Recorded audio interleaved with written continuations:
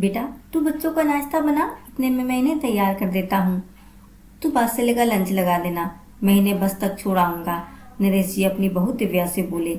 नहीं नहीं पापा जी, मैं कर लूंगी, आप बैठिए, मैं बस अभी आपकी चाय बनाती हूँ, दिव्या बोली।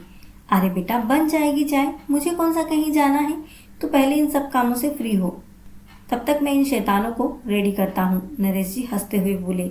दिव्या हैरान थी, जो पापा जी माँ के रहने पर एक गिलास पानी भी खुद से नहीं लेते थे, आज उनके जाने के 15 दिन बाद ही हर काम में मेरी मदद कर रहे हैं। असल में दिव्या के परिवार में दिव्या के पति, सास ससुर और 2 बच्चे, 6 साल का काव्य और 3 साल की आव्या थे। जब से दिव्या शादी होकर आई, उसकी सास ने उसे बेटी की तरह रखा, घर के कामों में सहयोग दिया। यूं तो दिव्या के ससुर जी भी बहुत प्यार करते थे दिव्या से। उसने अपने ससुर को कभी खुद से कोई काम करते नहीं देखा। अभी 15 दिन पहले दिव्या की सास का अचानक हृदय गति रुकने से देहांत हो गया था।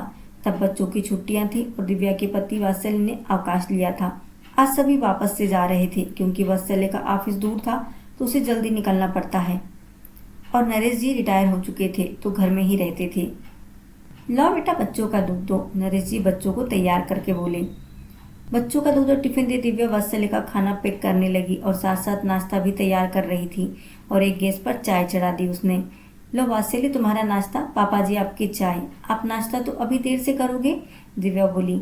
दे ही दे बेटा, तुम्हारा भी काम निपटे, वरना दोबारा रसोई चढ़ानी पड़ेगी, नरेश जी बोले। नरेश जी रोज दिव्या की ऐसे ही मदद करने लगे। दिव्या को कभी कभी बुरा भी लगता, वो मना भी करती, मगर प्यार से वो उसे कहते, कोई बात नहीं बेटा, सुनो आप पापा जी से बात करो ना, कोई बात है जो उन्हें परेशान कर रही है, एक रात दिव्या वात्सल्य से बोली। क्यों, कुछ हुआ क्या, पापा जी ने कुछ कहा क्या तुम्हें, वात्सल्य बोला। नहीं, पर जो इंसान एक गिलास पानी भी नहीं लेता था खुद से, वो मेरे साथ इतने काम कराए, कुछ तो गड़बड़ है, दिव्या बोली। अरे तुम्हें कोई परेशानी हो तो तुम खुद पूछ लो ना, वात्सल्य बात टालता हुआ बोला। वात्सल्य तो सो गया, पर दिव्या को नींद नहीं आ रही थी। वो उठकर बाहर आई तो देखा पापा के कमरे की लाइट जल रही है। पापा आप सोए नहीं अब तक, तबीयत तो ठीक है ना आपकी, दिव्या कमरे का दरवाजा खटखटाकर बोली। अरे दिव्या बेटा अंदर आ जाओ, क्या बात है, तुम इस वक्त जाग रही हो, आओ बैठो, नरेश जी बोले। मुझे नींद नहीं आ रही थी तो सोचा थोड़ा टहल लूं, पर आप क्यों जाग रहे हैं पापा जी, दिव्या बोली। बस ऐसे ही बेटा, मुझे नींद नहीं आ रही थी, नरेश जी बोले। पापा आपसे एक बात पूछनी थी, दिव्या हिचकिचाते हुए बोली। हाँ बेटा बोलो, संकोच क्यों कर रही हो, नरेश जी बोले। पापा जी मुझसे कोई गलती हुई है क्या, आप मुझसे नाराज है क्या, या मेरी कोई बात बुरी लगी आपको, दिव्या बोली।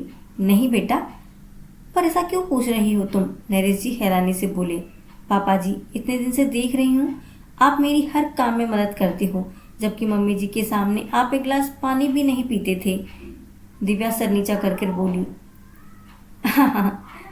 तो तुम्हें लगा मैं तुमसे नाराज हूँ, देखो बेटा, जब तक तुम्हारी सास थी वो तुम्हारी मदद करती थी, अब वो नहीं है तो मुझे दोहरी जिम्मेदारी निभानी है।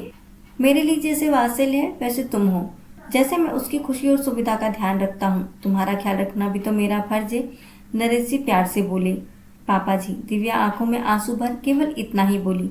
हाँ बेटा, माँ और बाप दोनों की जिम्मेदारी मुझे ही उठानी है, तुम्हें सुबह इतने काम होते हैं, वात्सल्य भी मदद नहीं कर पाता है, तो मेरा फर्ज है कि मैं अपनी बेटी की थोड़ी सी मदद करके कुछ परेशानी तो हल कर सकता हूँ, समझी बुद्धू, मैं नाराज नहीं हूँ तुमसे, नरेश जी प्यार से दिव्या के सिर पर हाथ फेरते हुए बोले।